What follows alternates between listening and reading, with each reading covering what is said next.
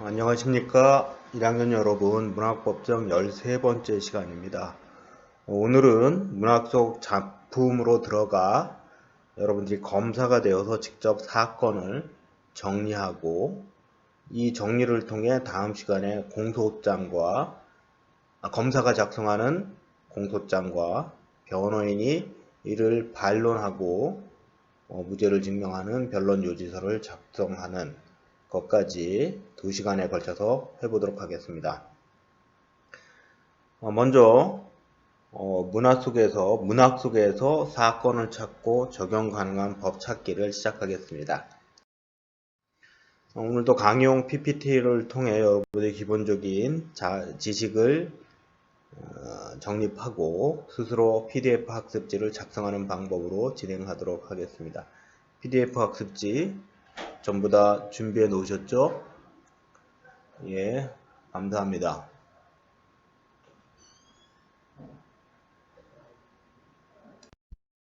자, 계속해서 보도록 하겠습니다. 여러분들 나누어드린 교재 33 봐주십시오. 문학 속에서 범죄를 찾아보도록 하겠습니다. 우리 교과서 33쪽에는 별주부전 이야기입니다. 별주부전에 나오는 등장인물을 먼저 확인하시고 또 등장인물이 한 행위에 대해서 말과 행동에 대해서 여러분들이 어떠한 점이 문제가 있는지 또는 없는지 확인하시기 바랍니다. 자, 먼저 내용으로 들어가 볼까요? 별주부전은 이렇게 시작합니다. 동해에서 사는 용왕이 우연히 병이 드는데 어떤 약도 소용이 없었다고 합니다. 그때 3명의 도사가 왕의 병은 주색, 이거 술을 많이 드시고 또 여자를 밝힌 모양입니다. 주색의 원인이라고 하며 토끼의 생간을 먹어야 병이 나을 것이라고 처방했습니다. 용왕은 그러니까 용궁이겠죠. 용궁의 대신들을 모아놓고 육지에 나아가 토끼의 간을 구해올 신하를 고르는데 모두가 다투기만 했습니다.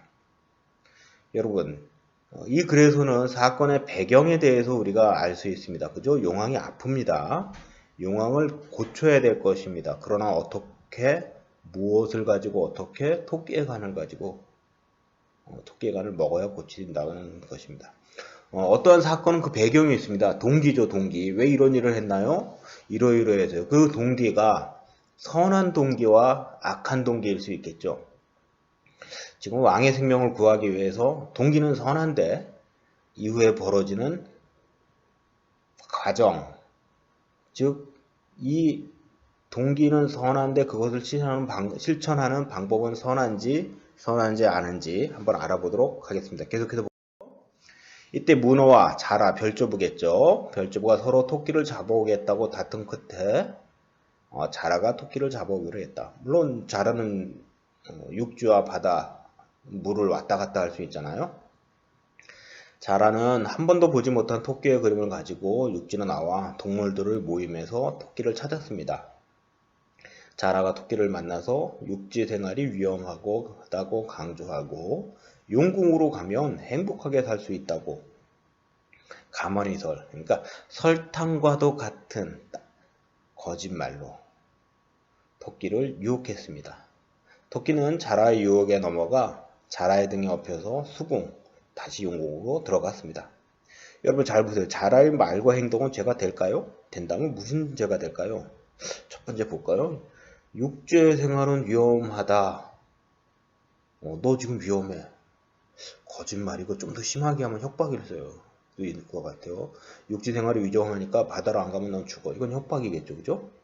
두 번째, 용궁에 가면 행복하게 살 수 있다.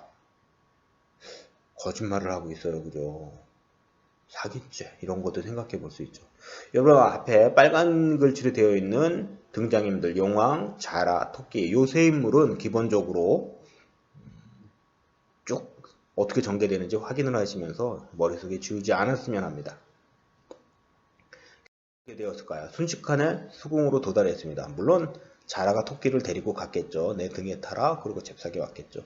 용왕의 명에서 토끼를 결박해 묶어놓고 결박이라는 건 묶는 것입니다. 섬돌 아래로 끌고 간다. 간을 내놓으라는 용왕 앞에서 부질없이 부귀영화를 탐낸 것을 후회한 토끼는, 여기 잘 보세요. 용왕이 간을 내놓으라고 하셨대요. 위험하죠. 토끼는 꾀를 내어 간을 청산 녹수 푸른 산과 맑은 물에 식혀 감추어 두고 왔다고 이야기합니다. 용왕은 토끼의 말을 믿고 자라에게 토끼를 육지에 데려다주고 간을 가져오라고 다시 명령을 했겠죠. 토끼의 말은 죄가 될까요, 여러분? 토끼의 말은 첫 번째, 거짓말입니까, 아닙니까? 거짓말이에요. 그죠? 죄가 될까요? 거짓말이 죄가 되려면 그 죄가 결과가 나빠야 돼요. 다른 사람에게 피해를 줘야 돼요. 근데 여기에서 토끼는 첫 번째 위협을 받았어요. 간을 내놓을래 안 내놓을래? 난 너의 간이 필요해. 제가 위협을 받는 상황에서 그 위험을 극복하기 위해서 거짓말을 했어요. 이런 걸 여러분들 정당방위라고 이야기를 하는데요. 토끼의 말은 사실 죄가 될 수는 없어요. 물론 도덕적으로 비난받을 수는 있겠지만 내가 살기 위해서 그랬어. 어쩔 수 없었어. 그러면 그 비난조차도 우리는 할 수 없을지도 몰라요. 왜냐면 그 거짓말을 안 하면 난 죽거든요. 토끼는 용왕님 앞에서 내 간은 저 땅 위에 있어 라고 거짓말하지 않았으면 죽었을 거예요. 그죠? 그래서 정당방위, 목숨을 지키기 위해서 자기 자신을 지키기 위한 최소한의 거짓말인 것이라고 할 수 있죠. 어떻게 될까요? 육지에 도달하자 토끼는 간을 빼어놓고 다니는 짐승이 어디 있냐며 자라를 놀리고는 숲속으로 달아났습니다. 자라, 별주부는 자신의 충성이 부족하여 토끼에게 속았다고 탄식하며 허탈한 마음으로 돌아가고 이후 용왕은 어찌 되었는지 아무도 모릅니다. 용궁, 수궁에서 겨우 살아온 토끼는 경망스럽게 행동하다가 독수리에게 잡혔으나 뒷이야기죠. 또다시 꾀를 내어 위기를 모면했습니다. 여러분, 자라는 어떤 책임을 져야 될까요? 토끼에게 거짓말하고 또 그 거짓말 속엔 토끼의 간을 빼야 되겠다라는 나쁜 의도를 가지고 있었죠. 용왕은 어떤 또 책임을 져야 할까요? 용왕님은. 아마도 용왕님은 이런 생각을 해봐야 될까요? 자신이 살기 위해서 다른 사람을 해치려고 했어요. 그죠? 내가 살으려면 너의 목숨이 필요하다라고 토끼에게 이야기한 것이에요. 요즘 같으면 아주 갑질이라고 할 수 있겠죠? 용왕도 책임이 있을까요? 없을까요, 여러분? 용왕도 분명히 책임은 있어요. 자, 그래서 여러분들 이제 여러분들이 직접 우리가 사건을 두 가지를 정리할 수 있어요. 하나는 가해자, 피고인인 자라의 입장에서 사건을 정리할 수 있어요. 그러니까 자라가 범죄인이니까 이 범죄인을 어떻게 해야 될지. 사건 1. 피해자는 누굴까요? 다들 아시겠죠? 피해 사실 여러분들이 읽은 내용 가운데 다 들어가 있어요. 그래서 여러분들이 교과서 33쪽을 보고 사건 1, 가해자, 피고인, 자라. 아래도 사건 1로 되어 있네요. 프린트가 잘못되어 있네요. 아래는 사건 2로 바꿔주시고 가해자, 용왕. 그래서 용왕의 죄와 여러분들은 자라의 죄를 특정지어서 정리할 수 있어요. 이미 선생님이 수업 중에 여러 번 이야기를 했는데 사건 1과 사건 2, 즉 가해자를 기준으로 우리는 별주부전에서 사건을 찾아낼 수 있습니다. 여러분들 다른 책에서도 똑같이 할 수 있어요. 그렇게 찾아서 이 사건을 우리가 사건을 가지고 공소장을 만들고, 공소장은 뭐라고 그랬죠? 죄 지은 사람의 죄를 특정해서 그 죄는 이러이러해서 언제 어디서 누가 무엇을 어떻게 이렇게 나쁜 짓을 했다.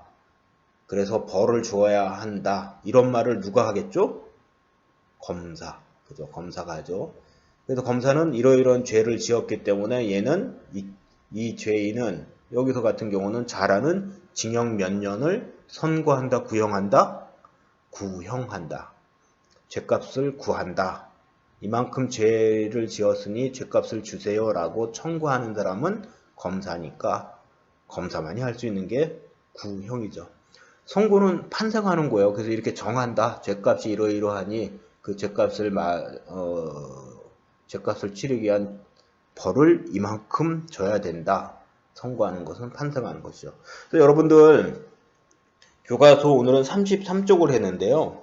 여러분들이 옆에 있는 그냥 별주부전을 가지고 사건 1과 사건 2를 장에 있는 사건 1을 자라와 용왕을 피고인으로 작성을 해도 되고요.